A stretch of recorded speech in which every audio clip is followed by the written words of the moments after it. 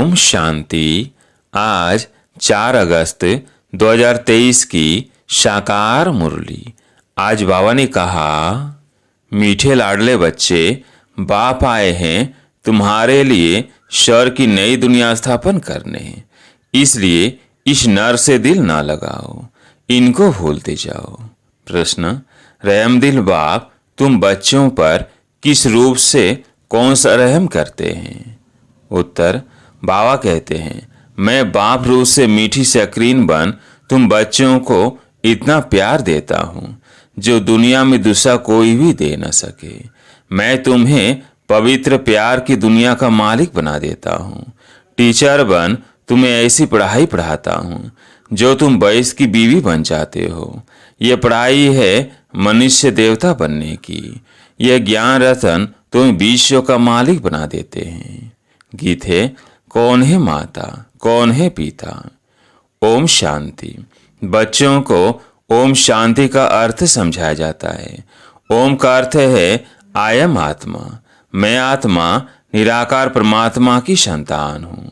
शरीर का फादर वो है जिसने जन्म दिया है। उनको कहा जाता है शरीर को जन्म देने वाला फादर। और शिव बाबा है आत्माओं का बाप। वो तो है ही है। ढेर के ढेर करोड़ों आत्माएं अपनी निराकारी दुनिया में रहती है। वह सदैव निर्विकारी है। विकारी तो परम धाम में रह न सके। पहले तो यह बात पक्की करनी पड़ेगी, मैं आत्मा, मेरा बाप परमात्मा। आत्मा के संबंधी सब भाई भाई है। इस शरीर के बाप को कहा जाता है लौकिक बाप। आत्मा के बाप को कहा जाता है पारलौकिक बाप, जो सभी का एक ही है। पुकारते भी है ना, ओ पतित पावन रहम दीन। यह आत्मा ने पुकारा बाप को। आत्मा इस शरीर के साथ दुखी है। फिर सतयुग में आत्मा को शरीर के साथ सुख है, इसलिए उसका नाम ये सुखधाम स्वर्ग। यह है नरक। गाया भी जाता है ना, दुख में सिमरण सब करे। याद करते हैं पतित पावन को, समझते हैं पतित पावन बाप ऊपर परम धाम में रहता है। गंगा को पतित पावनी नहीं कहेंगे। गंगा को तो इन आंखों से देखा जाता है। निराकार बाप को अथवा आत्मा को नहीं देखा जा सकता। परम पिता परमात्मा प्राणदाता जो दिव्य चक्षु विधाता है, उनको कहा जाता है ओ गॉड फादर क्रिएटर। अच्छा, फिर मदर कहाँ से आई? मदर बिगर बाप सृष्टि की रचना कैसे रचे? मदर तो जरूर चाहिए ना। गॉड फादर मनुष्य सृष्टि का रचयिता, वो है सबका बाप। फादर है तो मदर भी जरूर होगी। बाप आकर समझाते हैं, मैं हूं ही निराकार। मैं जब आऊं शादी करूं तब बच्चे होंगे, परंतु शादी तो करनी नहीं है। बच्चे पैदा करने हैं शादी बिगर। बच्चों को मैं अडॉप्ट करता हूँ। समझो कोई स्त्री नहीं है। चाहते हैं कि अपनी मिल्कियत किसको देकर जाऊं। फिर धर्म के बच्चे बनाते हैं, अडॉप्ट करते हैं। तो माँ बाप दोनों ठहरे ना, तो बेहद का बाप कहते हैं कि मैं भी फादर हूँ, मैं कैसे रहूं? समझ की बात है ना। बाप खुद आकर समझाते हैं, मुझे शरीर तो चाहिए ना, तो इनका आधार लेता हूँ। तुम कहते हो हम ईश्वर की संतान हैं। ईश्वर की संतान तो सब है, परंतु इस समय बाप सम्मुख आया हुआ है। तुम बच्चों को गोद में लेते हैं। तुम समझते हो हम बाबा के बच्चे बने हैं। बाप है स्वर्ग का रचयिता। स्वर्ग का मालिक बनाने के लिए राजयोग सिखलाते हैं। खुद बैठ बतलाते हैं, मैं निराकार गॉड फादर हूँ। निराकार को मनुष्य सृष्टि का रचयिता कैसे कह सकते हैं? तो बच्चों को अडॉप्ट कर उन्हों को ही बैठ समझाते हैं कि मैं शिव निराकार हूँ। तुम भी निराकार आत्माएं हो। तुम गर्भ जेल में आते हो, मैं गर्भ जेल में नहीं आता हूँ। तुम्हारे लिए है आधा कल्प गर्भ महल, आधा कल्प है गर्भ जेल। क्योंकि आधा कल्प माया रावण पाप कराती है। सतयुग में माया होती नहीं जो पति दुखी बनाए। मैं एक ही जन्मों के लिए तुमको स्वर्ग का वर्षा देता हूँ। नई दुनिया स्वर्ग को कहा जाता है। मकान भी पुराना होता है तो पुराने को छोड़ नए में जाते हैं। यह भी पुरानी दुनिया है ना। वह नई दुनिया गोल्डन एज, पावन दुनिया। तो बाप कहते हैं, लाडले बच्चे, मैं तुम्हारे लिए स्वर्ग स्थापन कर रहा हूँ। तुम फिर नर से दिल क्यों लगाते हो? अब नर को भूल जाओ, मुझ बाप और स्वर्ग को याद करो। पुरानी दुनिया को भूलते जाओ। यह बेहद का संन्यास। पुरानी देह सहित जो कुछ भी देखते हो उनका भी महत्व छोड़ो। समझो, हम सब कुछ ईश्वर को देते हैं। यह शरीर, धन दौलत, बच्चे आदि सब खत्म हो जाने वाले हैं। यह वही महाभारत लड़ाई है जिसके द्वारा मुक्ति, जीवन मुक्ति के गेट से खुलने हैं। हरि का द्वार कहते हैं ना। हरि कहा जाता है श्री कृष्ण को। उनका द्वार है बैकुंठ। बैकुंठ के गेट बाप आकर खोलते हैं। वहां कोई पति जा नहीं सकता, इसलिए पति से पावन बनाते हैं, दुख से लिबरेट करते हैं। और कोई लिबरेट कर न सके।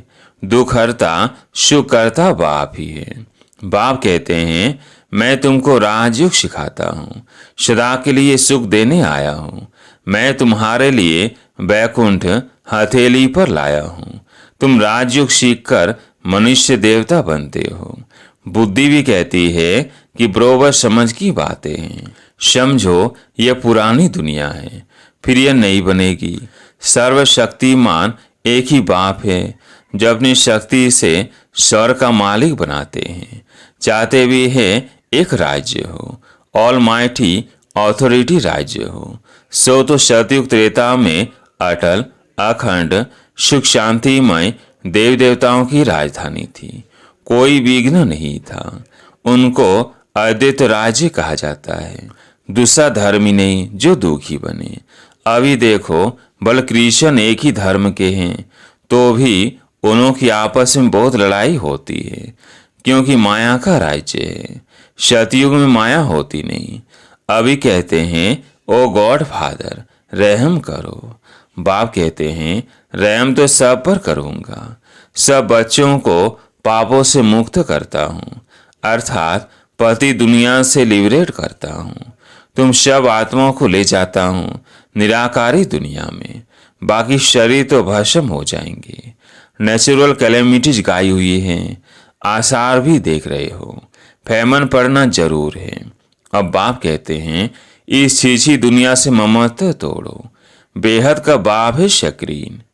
कहते हैं, मैं जो तुमको प्यार करता हूँ सो कोई कर ना सके। अभी तुमको पवित्र दुनिया का मालिक बनाता हूँ। राजाई के लिए तुम पढ़ रहे हो। एम ऑब्जेक्ट बुद्धि में है, नया तो कोई समझ ना सके जब तक कि कोई बैठ उनको समझावे।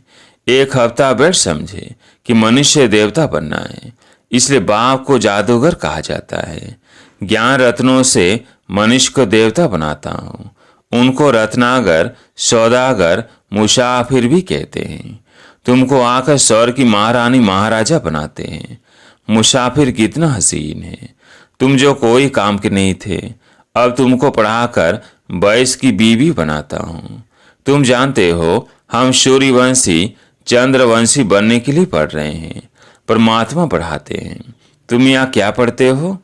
तुम कहेंगे, मनुष्य देवता बनने के लिए पढ़ रहे हैं, क्योंकि यह आसुरी गुणों वाली मनुष्य सृष्टि विनाश होने वाली है। कहते भी हैं, मुझ निर्गुण हारे में कोई गुण नहीं। तो वही रहमदिल बाप बैठकर तुमको पढ़ाते हैं। सभी धर्मों वाले एक निराकार बाप को ही परमात्मा मानेंगे। मनुष्य भले गॉड फादर कहते हैं, परंतु जानते नहीं कि वो कौन है, कहाँ आते हैं। अभी तुम जानते हो, वो पुरानी पति दुनिया में आते हैं, क्योंकि पावन दुनिया स्थापन करते हैं। पुरानी दुनिया को नई दुनिया बनाते हैं। नई दुनिया में तो सुख ही सुख है। बाबा कहते हैं, नई दुनिया स्थापन करने कल्प कल्प मुझे आना ही है। यह तो बुद्धि समझती है कि रात के बाद है दिन, फिर चक्र में कलयुग आता है। कलयुग के बाद फिर सतयुग जरूर होगा ना। तुम बच्चों का आई जाता है सौदर्शन चक्रधारी। आत्मा जानती है मैं 84 जन्म कैसे लेती हूँ। कोई मनुष्य मनुष्य को सदगति दे ना सके, मैं ही आकर समझाता हूँ। हम तुमको पावन बनाते हैं, योग बल से तुम विश्व पर जीत पाते हो। बाप है सर्वशक्तिमान, बाप से तुमको बेहद का वर्षा मिलता है। आकाश, पृथ्वी, सागर आदि सब तुम्हारा हो जाएगा। यहाँ तो देखो, आकाश पर भी हद, पानी पर भी हद लगी है ना। कहते हैं हमारे पानी के अंदर तुम नहीं आओ, तुम वहाँ सारे विश्व पर राज्य करते हो ना। स्वर्ग तो फिर क्या, स्वर्ग को भूल नहीं सकते। मनुष्य जब मरते हैं तो कहते हैं स्वर्गवासी हुआ, परंतु स्वर्ग है कहाँ? जरूर नरक है ना। यह है ही हेल। सब मनुष्य दुखी है, सब पतित है। यह राज ही रावण का है, जिसको जलाते रहते हैं परंतु जलता ही नहीं है। रावण को 100 फुट लंबा बनाते हैं और बढ़ाते रहते हैं, दिन प्रतिदिन लंबा करते रहते हैं, परंतु समझते नहीं हैं। यह समझ की बातें हैं। यहाँ देखो, मुरली चलती है तो फिर टेप में भरी जाती है, क्योंकि गोपिकाएं मुरली बिगड़ रह न सके। तो यह प्रबंध है। मुरली बिगड़ तो तड़पते हैं, क्योंकि यह मुरली है जीवन हीरे जैसा बनाने वाली। यहाँ बाबा पढ़ाते हैं जो मुरली फिर लंदन अमेरिका तक जाती है। बच्चे सुनकर बहुत खुश होते हैं। गाया हुआ है, गोपिकाएं मुरली बिगड़ रह नहीं सकती थी। यह नॉलेज गॉड फादर ही सुनाते हैं। मुख्य एक बात समझानी है, ये हमारा बेहद का बाप है, इनसे स्वर्ग का वर्षा मिलता है। आत्मा कहती है मेरा बाप परमात्मा है, वो आत्माओं को पढ़ा रहे हैं। ऐसा और कोई कह ना सके कि मैं परमात्मा तुम आत्माओं को पढ़ाता हूँ। ऐसे भी नहीं कहेंगे कि मैं परमात्मा नॉलेजफुल हूँ। तुम बच्चों को बहुत अच्छी रीति समझा जाता है, परंतु शव की बुद्धि एक रस तो नहीं होती है। कोई की शतो प्रधान बुद्धि है, कोई की शतो रजो तमो। इसमें टीचर क्या करेंगे? टीचर कहेंगे पढ़ाई पर पूरा अटेंशन नहीं देते थे। गॉड फादर है नॉलेजफुल, गॉड फादर है नॉलेजफुल। जैसे टीचर नॉलेजफुल है, स्टूडेंट को पढ़ाते हैं, आप समान बनाते हैं, वैसे इस सृष्टि चक्र की नॉलेज गॉड फादर के पास ही है और कोई नहीं जानते। बाप ही नॉलेज सिखलाए, नॉलेजफुल बनाते हैं।